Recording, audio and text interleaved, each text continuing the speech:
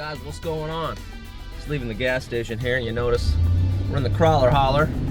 So here's the new plan, right? So if you've been watching my videos on the Gold truck, you'll know that if you've been watching from the beginning, or like, you know, every video, you've noticed that I change my mind a lot, and it's just what happens on my builds, you know. I just go along and kind of roll with it, and things pop up, things change. Last we talked, we were gonna do the 60, we were gonna rebuild that.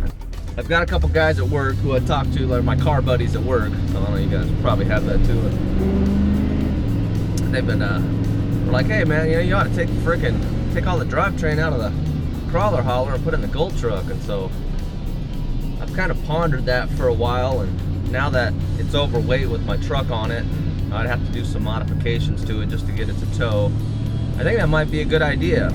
You see now I'm driving it, I'm cruising on the freeway, it's running smooth. I mean, so it almost makes me not want to swap it, but then that's why I need to swap it, is because this thing runs so good. I've already put the time into it, I've already gone through it, I know what I'm getting, I know what I got, and I just think it would be the perfect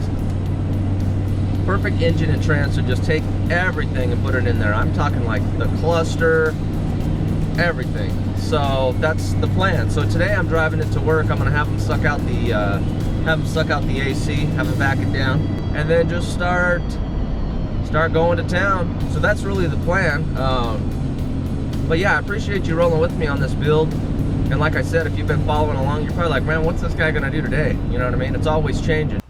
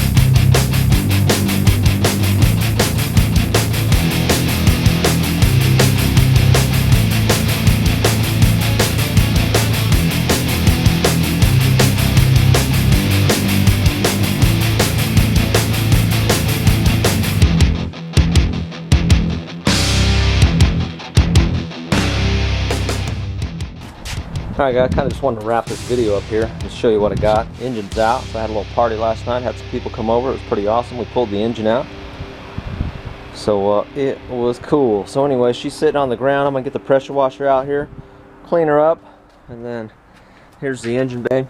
Still got to get all the wiring harness out, but what I did last night is I just kind of took it, I got it all off the engine and out of the way over here. So now I got to get the fuse box off and just kind of figure out how it goes inside so I can disconnect it. Got to get the tack module, all that stuff.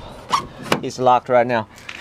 So I think the plan is I'm gonna get all of the, take the cluster out. I want to try, I might try to take the whole wiring harness from the inside out, you know, for like the lights, and then the ones for, you know, like even the headlights and stuff like that. So I think that would be cool, because then it's controlled by like that auto, they automatically turn on and all that stuff. So, and it's a little bit newer, but it's a mess right now. But the cool thing is everything does work and nothing really appears to be busted. So if I don't have to like redo the whole thing, then that saves a lot of time.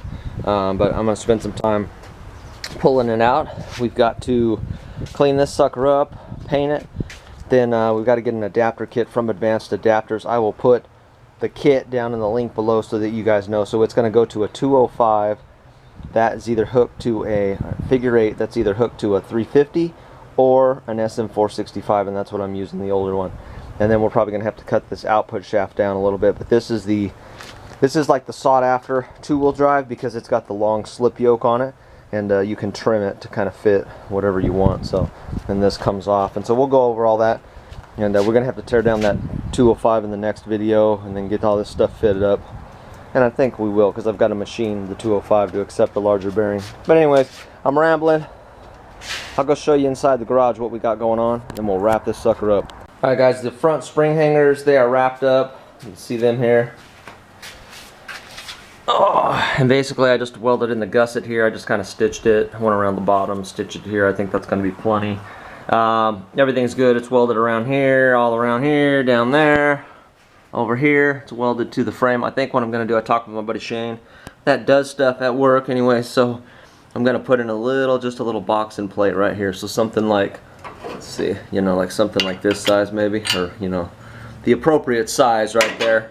And then I'll just weld that in, and I think we'll be good to go. So I don't think it's going anywhere right now, but he suggested it, and I'm probably going to do it. So a lot of weight riding on that. So that's it. So the next week we're going to be focused on getting the transfer case ready. I'm going to order my kit on, excuse this damn garage door. So we're going to be focused on transfer case. Got to tear it down. So basically it is this transfer case that we're going to be using. Right, y'all.